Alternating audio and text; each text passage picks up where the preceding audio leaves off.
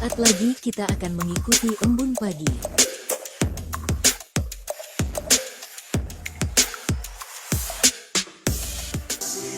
Kasihnya setiap hari seperti embun pagi, sejukkan hati. Ucapkan syukur, Tuhan Yesus baik. Biar kita tabur perkataan yang baik. Tuhan sediakan kebutuhanku,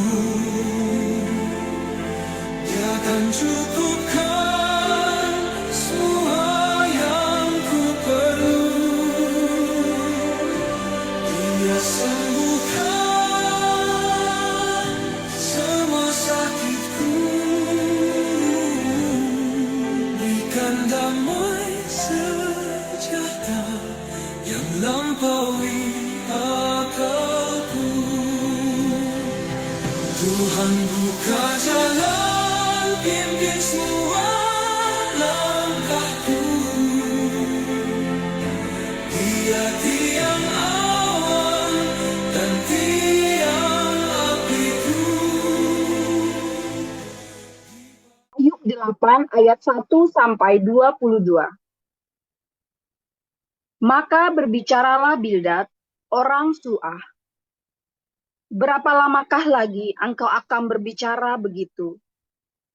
Dan perkataan mulutmu seperti angin yang menderu. Masakan Allah membengkokkan keadilan? Masakan yang maha kuasa membengkokkan kebenaran?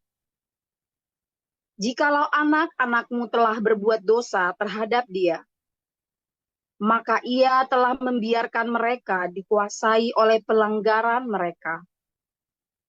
Tetapi engkau, kalau engkau mencari Allah dan memohon belas kasihan dari Yang Maha Kuasa, kalau engkau bersih dan jujur, maka tentu ia akan bangkit demi engkau, dan ia akan memulihkan rumah yang adalah hakmu.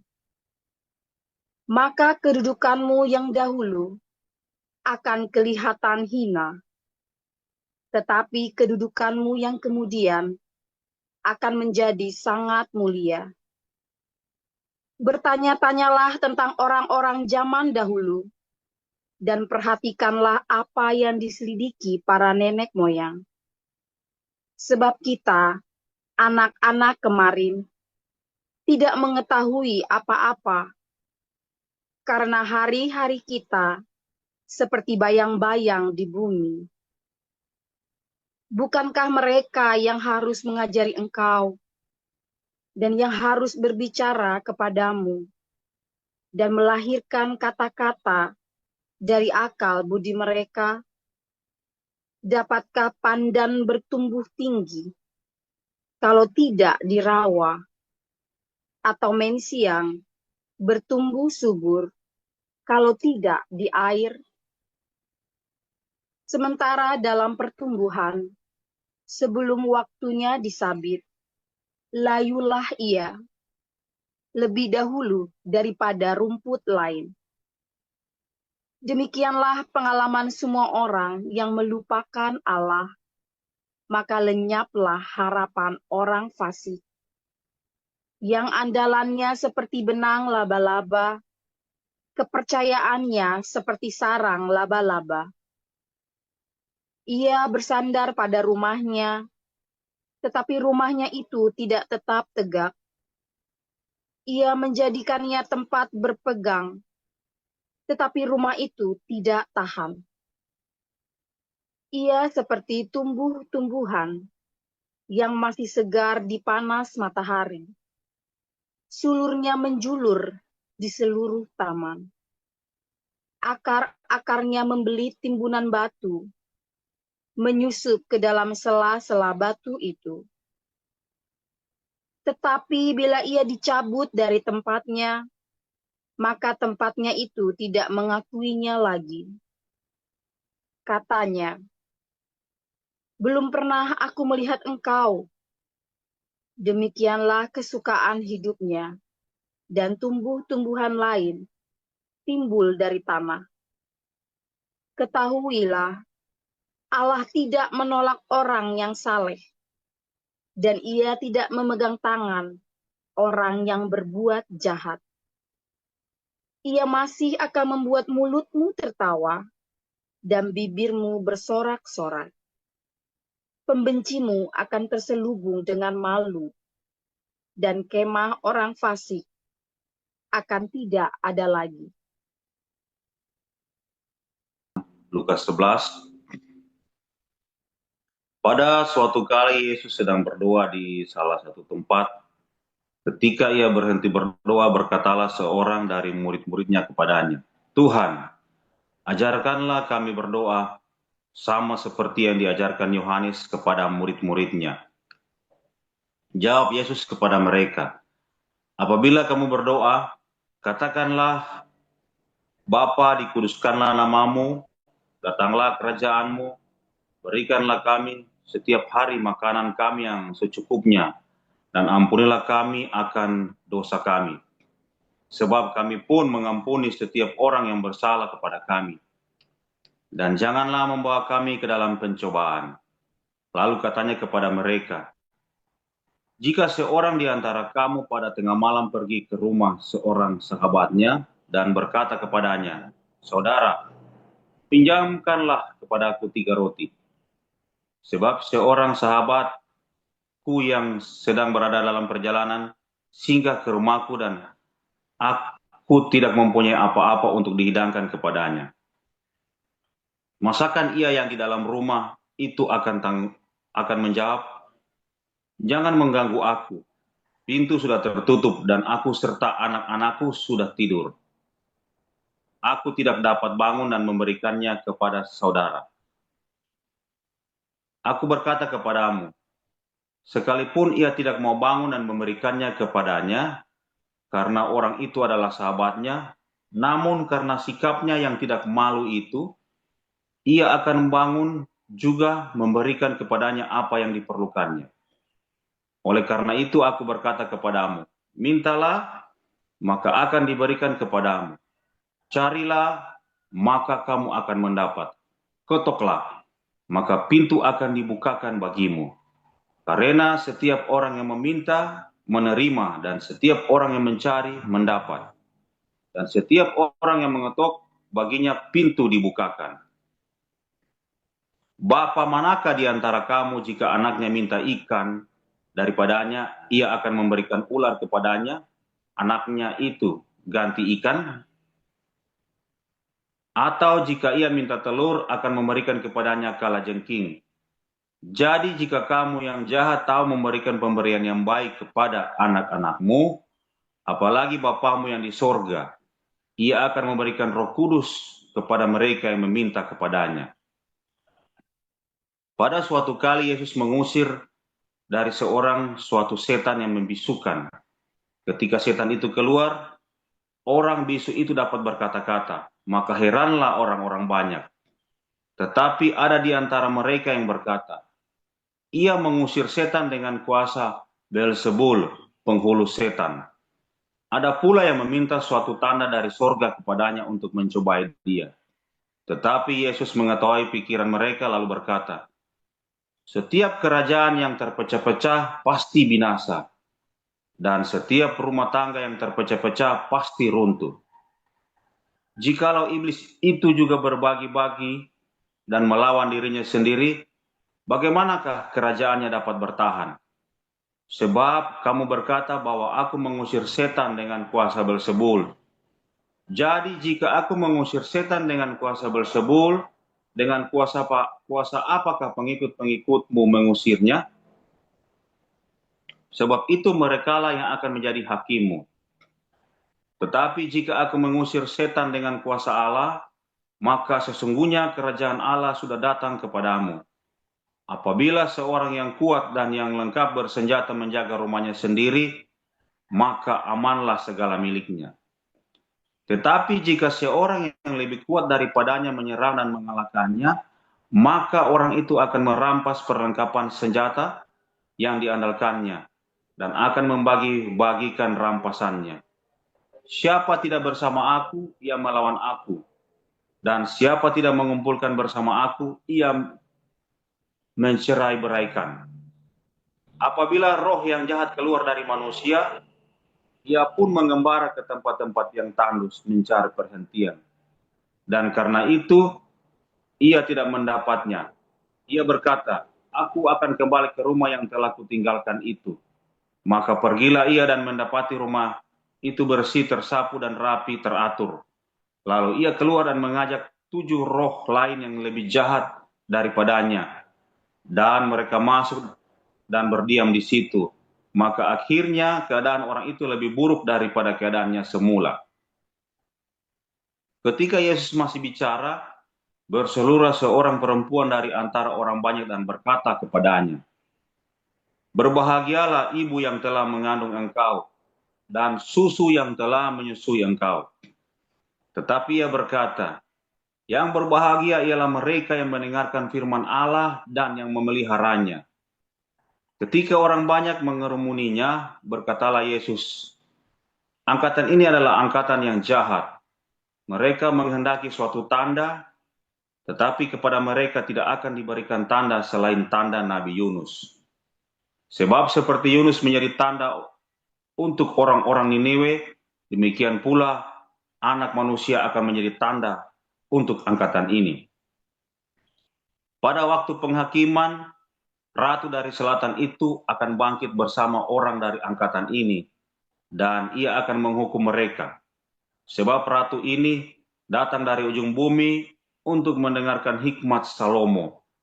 Dan sesungguhnya yang ada di sini lebih daripada Salomo. Pada waktu penghakiman, orang-orang Niniwe akan bangkit bersama angkatan ini, dan mereka akan menghukumnya. Sebab orang-orang Niniwe itu bertobat waktu mereka mendengarkan pemberitaan Yunus. Dan sesungguhnya yang ada di sini lebih daripada Yunus. Tidak seorang pun yang menyalakan pelita lalu meletakkannya di kolong rumah atau di bawah gantang, melainkan di atas kaki dian, supaya semua orang yang masuk dapat melihat cahayanya.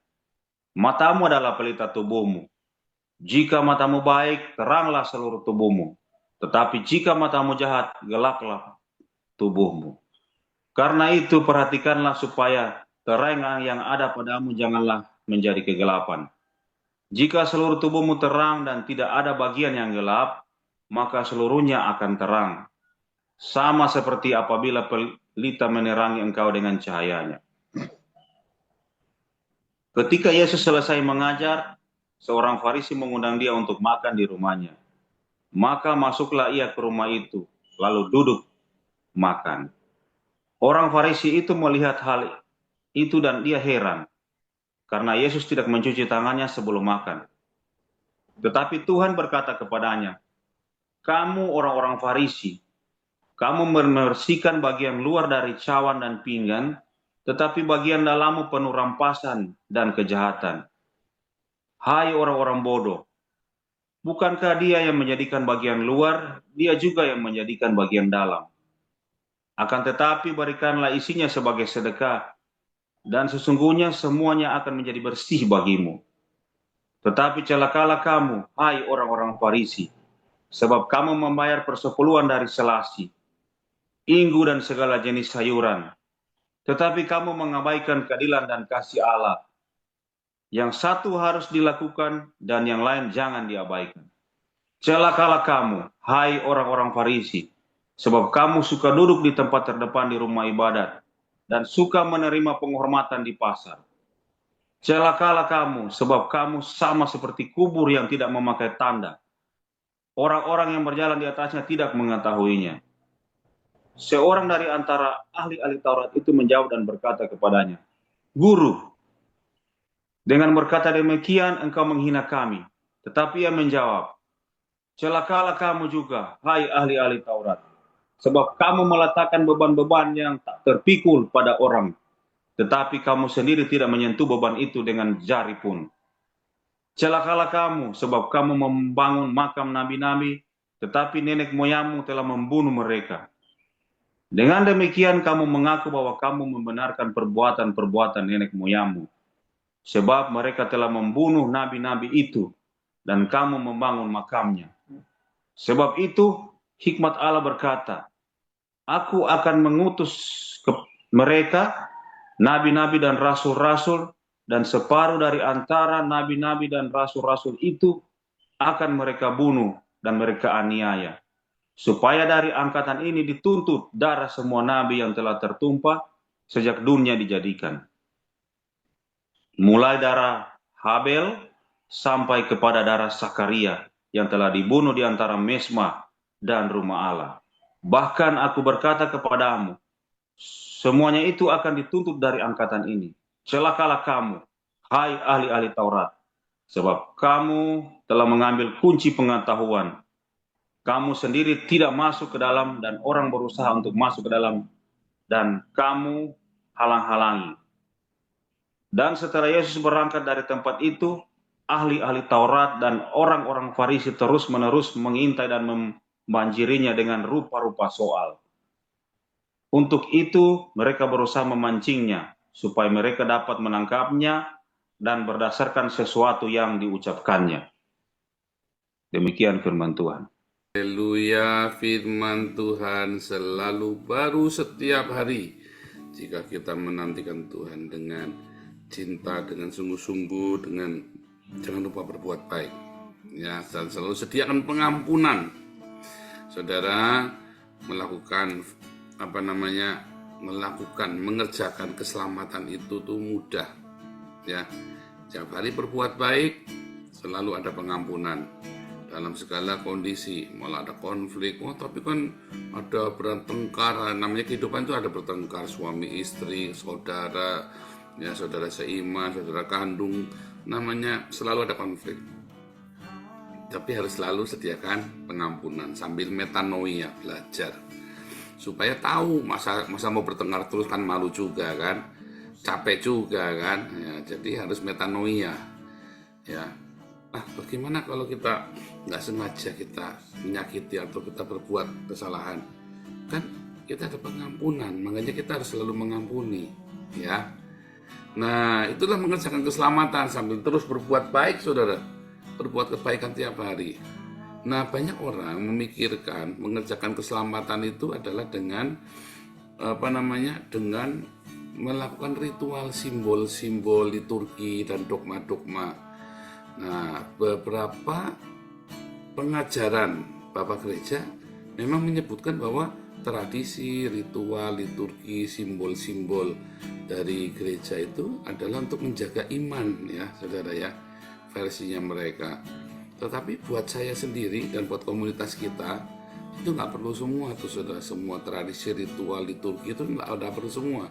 Ternyata yang menjaga iman saya dan saya sekarang bagikan kepada Anda itu bukan tradisi ritual, tradisi gereja, ritual tradisi gereja itu contohnya Natalan, Paskah itu, ya. Ini Kristen napas nih, Natal Paskah nih, datang ke gerejanya cuman kalau Natal sama Paskah. Emang kenapa, saudara?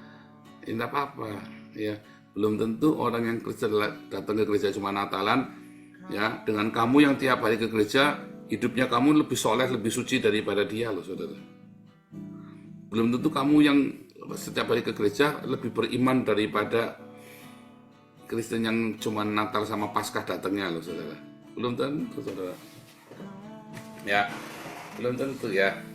Nah, kebanyakan orang-orang yang menjaga ritual dan semua tradisi-tradisi itu justru mereka itu kebanyakan kosong, saudara. Karena mereka fokus dengan ritual, simbol-simbolnya, dengan ukuran-ukuran. Kalau kamu sudah menyelesaikan semua persyaratan agama, persyaratan ibadah itu, wah, lega, sudah diampuni, kan? Padahal sebenarnya yang Tuhan inginkan adalah belas kasihanmu, loh. Yang Tuhan inginkan adalah praktek dalam kehidupanmu sehari-hari, loh, saudara. Kamu membela Tuhan, para orang-orang beragama itu kan membela Tuhan itu kan dengan tadi kan batas suci tadi kan, gegeran batas suci kan. Kamu misalnya naruh sandal di masjid, masuk ke dalam sandalnya, wah itu bisa gebuk-gebukan itu saudara ya. Urusannya panjang kali lebar kali dalam, tinggi dan sebagainya. Ya, kamu di gereja misalnya, ya, kalau ada orang Kristen terus kamu bukan Trinitas misalnya ya kan, atau terus kamu mengkritik gereja yang Trinitas atau sebaliknya, wah bisa gebuk-gebukan itu saudara. Herannya kalau ada orang Islam rusak gereja, kamu diam aja ketakutan ya saudara ya. Tapi kalau ada sesama orang Kristen mengkritik dogma gerejamu, wah bisa gebuk-gebukan itu saudara. Itu tandanya pecundang, ya kan? Ayo, ya kan? GBI keluarin fatwa, siapapun yang ikut dalam gerakan Bahtera tidak boleh lagi menjadi pengurus, menjadi ketua komsel, jadilah jemaat biasa. Keluar fatwanya ya. Ya, keluar fatwa ya, Daniel Alexander dan Joseph Paulus yang tidak boleh khotbah di GBI manapun. Keluar fatwa saudara ya. Tapi berani nggak GBI keluar fatwa bahwa Islam itu adalah agama setan saudara? Nggak berani saudara. Kamu tiap hari dengar orang khotbah di masjid ya kan? Berani nggak kamu boikot itu tuh, orang khotbah di masjid teriak-teriak tuh sama GBI? Nggak berani saudara. Ya nggak? Itulah ya. Itulah kemunafikan di dalam gereja. Itulah sebabnya para gereja yang ingin membela Tuhan, ya dulu tuh Betani waktu pertama kali bikin selalu dilaporin ke polisi sama GBI saudara ya. Bela Tuhan, kita supaya jangan sesat, supaya murni ajaran agama kita. Itu membela Tuhan tuh saudara. Tapi gerejamu dibakar sama orang Islam, kamu terbirit-birit kencing-kencing berak-berak di celana saudara, kamu lari saudara ya. Damai, malah tangannya Yusuf Kala kamu cium-cium itu. Kan itu yang terjadi kan dengan para yang suka bela-bela Tuhan itu, orang-orang Kristen yang katanya membela Tuhan kan, membela gereja, ya kan. Terus bangga di rumahnya ada pasukan salib atau di handphonenya tulisan Crusaders, ya kan. Tapi begitu ada orang Islam itu terkencing-kencing saudara, nggak berani, ya kan. Itu kan faktanya kan. Membela Tuhan itu bukan begitu saudara ya. Membela Tuhan itu bukan dengan kamu menjaga tradisi, ritual, simbol, liturgi. Apalagi kamu sesama orang Kristen terus gegeran masalah dogma. Bahwa gerejamu yang paling benar, terus kamu berantem, kamu maki-maki tuh orang yang tidak sama dogmanya dengan kamu saudara ya. Terus kamu maki-maki. Ya, kayak orang GBI kan menghina sekali sama orang GKI, sama orang Katolik kan. Padahal dulu waktu GBI masih kecil, orang Katolik dan orang GKI menghina orang GBI. Apa itu doa teriak-teriak? Apa itu doa nangis-nangis? Ya kan? Sekarang GBI sudah menjadi organisasi paling besar di Indonesia. Lalu menghina tuh orang Katolik sama yang lain-lainnya. Bahtera di fatwa, semua sedikit-sedikit keluar fatwa. Kayak GBI itu udah kayak MUI aja sekarang saudara ya. Apa-apa nggak boleh, apa-apa itu sama tuh, nggak ada bedanya GBI sama MUI, percaya saya saudara. Kalau nanti Kristen jadi mayoritas, GBI itu nanti jadi kadrunnya tuh, jadi Kristen kadrun itu. Dikit-dikit keluar fatwa haram, dikit-dikit ya saudara ya. Paling Kristen sendiri. Kelakuan pendetanya bejat semua, Cina semua, korup semua, mata duitan semua saudara. Saudara, membela Tuhan itu bukan dengan yang seperti itu. Membela Tuhan itu dengan perbuatanmu, saudara. Membela Tuhan itu adalah dengan cintamu, saudara. Membela Tuhan itu adalah dengan pengampunan yang selalu kamu lepaskan buat istrimu, suamimu, anak-anakmu, orang tuamu, mertuamu, menantumu, saudara. Itu kamu membela Tuhan, saudara. Ya, membela Tuhan itu bukan dengan melakukan memperbaharui, membuat bagus gereja, saudara. Bukan, saudara. Ya, memperbaiki gereja supaya bagus, supaya nama Tuhan dipermuliakan. Katanya kan, pendeta-pendeta kan suka bilang, ayo kita membangun bait suci yang megah supaya nama Tuhan dimuliakan. Alasannya kan gitu. Itu bukan membela Tuhan, saudara. Dia sedang mendirikan kerajaannya sendiri, membangun kerajaan Allah. Membela Tuhan adalah dengan cara kamu menunjukkan ada Yesus dalam hidupmu, dalam tingkah lakumu, dalam perbuatanmu. Ketika kamu responmu terhadap masalah, ya responmu terhadap masalah itu menunjukkan pembelaan kamu kepada Tuhan. Responmu terhadap segala fitnahan, responmu terhadap segala pengkhianatan itu menunjukkan kamu adalah pembela Tuhan atau bukan. Kalau responmu, ya gereja dibakar, kamu diam saja. Wah, kan kita kasih Pak. Iya, tetapi begitu ada gereja tetanggamu mau bikin gereja, sama kamu dilaporin ke polisi, saudara. Nah, itulah menunjukkan bahwa kamu adalah calon neraka, saudara. Loh, aku membela Tuhan, ya kan Tuhan nggak perlu dibela, saudara. Itulah calon neraka, ya. Orang-orang yang mengira dia bisa selamat dengan cara membela gereja, dengan mempercantik gereja. Tetapi begitu gereja dibakar sama orang Islam terbirit-birit dia.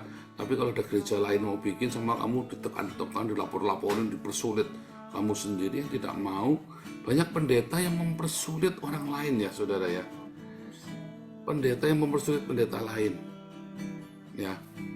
Saya baru dengar ada cerita ya, ada pendeta, ada Pak Ketua ini kan punya usaha, punya sebuah usaha.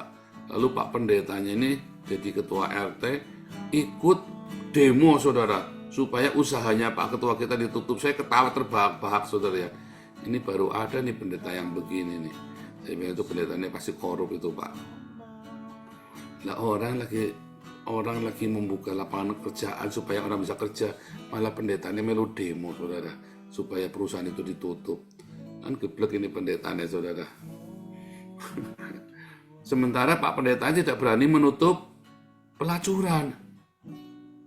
Nggak berani Pak Pendeta nutup pelacuran. Coba tanya pendetamu, berani nggak nutup kalau ada prostitusi saudara? Takut dia saudara. Iya kan? Lawang perpuluhannya orang prostitusi, perpuluhannya lonte aja diterima sama Pak Pendeta. Ada nggak pendeta yang nolak perpuluhannya dari seorang pelacur? Nah itulah ironinya ya saudara. Kita membongkar.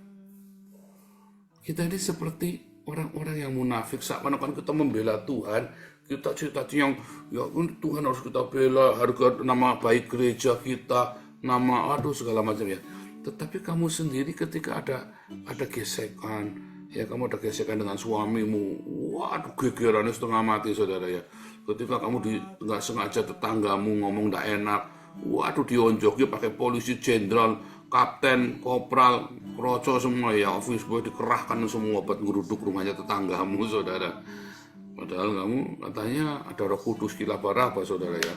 Allah berdoa, rapa, kesenggol dikit, kamu kerahkan seluruh pasukan bala tentara Allah saudara ya. Itu tadi office boy, jenderal, kancil semua dikirim-kirim semua buat ngonjoki tetanggamu saudara. Padahal doanya kira-kira mah kenceng banget itu ya. Itu memang ironi ya saudara, emang dia bilang.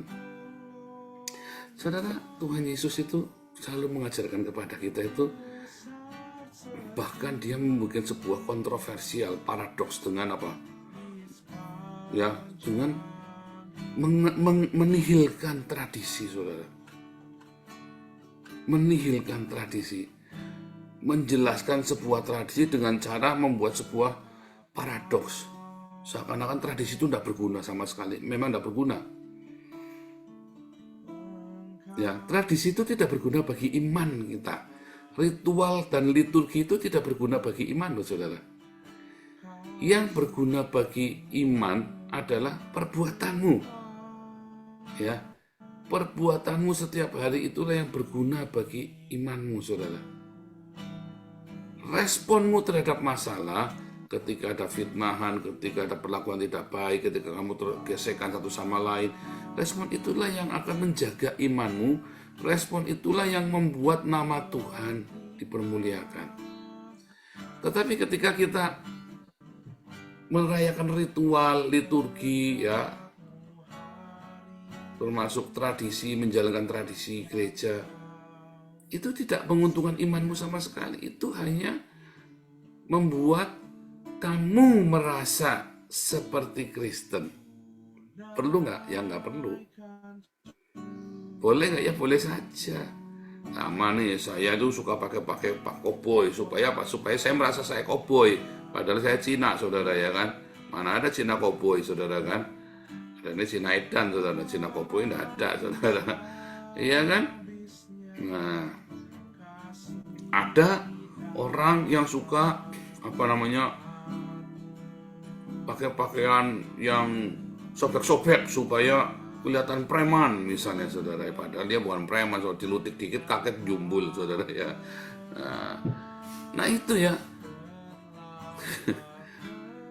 Tradisi dan ritual liturgi itu supaya orang merasa dirinya Kristen. Ya, tetapi untuk menjadikan kamu seorang Kristen adalah responmu terhadap masalah ya tiap hari, dan bagaimana kamu bertindak untuk selalu punya ada cinta dalam hidupmu, berdiakonia, bermarturia, ada pengampunan, dan hidup yang sederhana, saudara. Dan hidup yang sederhana, makanya Tuhan itu selalu ajarkan kita lewat di padang gurun, dan banyak yang tidak lulus. Banyak yang mati di padang gurun orang Kristen itu. Mengapa? Karena dia senang dengan tradisi. Matilah dia di padang gurun, tradisi buat apa? Yang penting itu makan. Di padang gurun itu ada mana tiap hari, dan ada air. Itu yang dibutuhkan di padang gurun, saudara, bukan tradisi yang aneh-aneh. Tradisi itu yang membuat kita mati di padang gurun. Kita muter-muter gara-gara tradisi yang akhirnya membuat kita menjadi bukannya melekat kepada Tuhan, tapi kita bersandar kepada penuntasan dari memperlakukan tradisi itu. Sehingga ada banyak sekali mistik-mistik, klinik-klinik yang tidak perlu.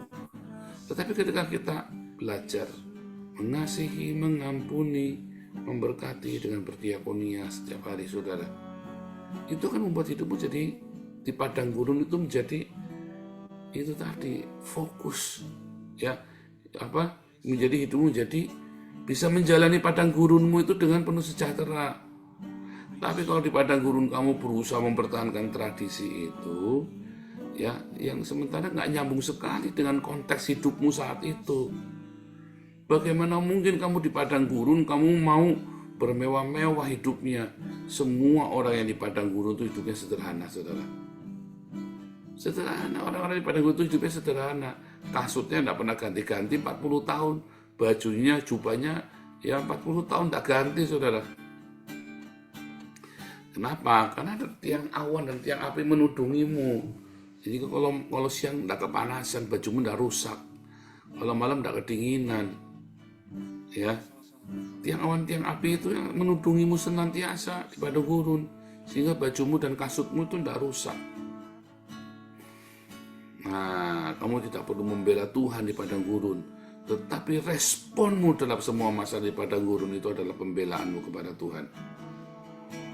Pembelaan kita kepada Tuhan, karena orang akan melihat kita, melihat respon kita yang penuh cinta dan memuliakan Tuhan. Orang melihat kita yang selalu berbagi, orang yang melihat kita selalu ada pengampunan, orang yang melihat kita selalu ada berkat, dan mereka akan memuliakan Tuhan Yesus. Dan kita nggak perlu bela-belain Tuhan, ya berdebat dengan apalagi sesama Kristen, saudara, sampai mau bunuh-bunuhan. Sampai mau bunuh-bunuhan sesama Kristen, saudara, demi berdebat Trinitas Yohanes. Yang benar Trinitas apa Yohanes, saudara? Ya bisa salah semuanya, bisa benar semuanya. Emang dia pernah ketemu Tuhan, bisa ngejelasin Trinitas? Akulah Allah Trinitas, katanya Yesus kan. Nggak mungkin kamu ngimpi begitu, bohong bener, saudara ya. Saya pernah nanya, saya ketemu Tuhan Yesus, Tuhan Trinitas bukan Tuhan. Nggak dijawab, saudara ya. Nggak dijawab. Jadi doktrin, dogma, liturgi, simbol, tradisi gereja itu adalah untuk manusia supaya dia punya identitas. Tetapi untuk imanmu sama sekali tidak berguna. Malah imanmu bisa nyangkut di sana tuh, di dalam doktrin, dogma, simbol, ritual, liturgi gereja. Imanmu nyangkut di sana. Imanmu tuh bukannya bertumbuh, ya. Karena ada pengalaman pribadi tiap hari bersama Tuhan. Ya, bukan menjadi pasukan salib crusaders, enggak, saudara. Iman itu didapat bukan karena kamu pergi ke Yerusalem, terus kamu pasukan salib jihad. Bukan. Imanmu itu didapat ketika kamu bisa mengampuni musuhmu. Pengalaman bersama Tuhan itu didapat ketika kamu bisa di dalam kesesakanmu kamu hanya teriak sama Tuhan, bukan cari utangan. Di dalam sakitmu kamu hanya teriak sama Tuhan, ya, bukan nabrak sana nabrak sini cari dukun, cari orang pinter. Di dalam segala sakitmu, di dalam segala penderitaanmu, kamu tetap bisa bilang Tuhan Yesus baik. Ya, dan nggak usah ngajarin orang juga, sok-sokan ngajarin orang. Pokoknya kasih tahu Tuhan Yesus baik. Pengalaman bersama Tuhan nanti tambah lagi. Akhirnya kamu benar-benar tahu Tuhan Yesus itu baik. Bukan katanya orang, tapi kamu benar-benar tahu ya. Ayub nanti di akhir Ayub itu Ayubnya ngaku, lah aku nih selama ini katanya kok. Nah, kamu itu mengenal Tuhan itu katanya atau kamu benar-benar mengalami relasi dengan Tuhan, saudara? Ya, kalau saya ini dengan dengan Tuhan ini dulu, ya kita harus liturgi, tapi hari ini enggak, saudara. Di dalam tingkah laku kita, dalam sikap, ketika kita sebarkan pengampunan, I feel Jesus, rasain Tuhan, saudara, di dalam pengampunan. Di dalam kita memberkati orang, terus aku merasakan ada atmosfer kerajaan Allah. Itu namanya membela Tuhan. Ya, di dalam kehidupan kita sehari-hari. Ya, belajar sekarang seperti itu. Membela Tuhan gak usah sok-sokan pakai kalung salib gede banget, segede gabuan. Ya, kalung salibnya begini gede. Nggak perlu, saudara. Ya, banyak orang membuat namanya membela. Saya tidak malu mengakui. Ya, pakai kalung salib gede-gede, saudara. Mau begitu ada gegeran, cepetan dimasukin salibnya tuh. Ambil jalan, saudara. Aduh, kadang-kadang orang itu yang mengaku. Wah, saya ketemu banyak orang itu oke tunggale, saudara, yang begituan. Ya, wah, aku mau Kristen begitu tak ajak masuk beneran, dia ketakutan, saudara. Aduh, oke tunggale, saudara, ya biasa gitu. Tunjukkan cinta kita, ya, pembelaan kita terhadap iman kita melalui perbuatan dan sikap hati kita setiap hari, saudara. Tuhan Yesus memberkati.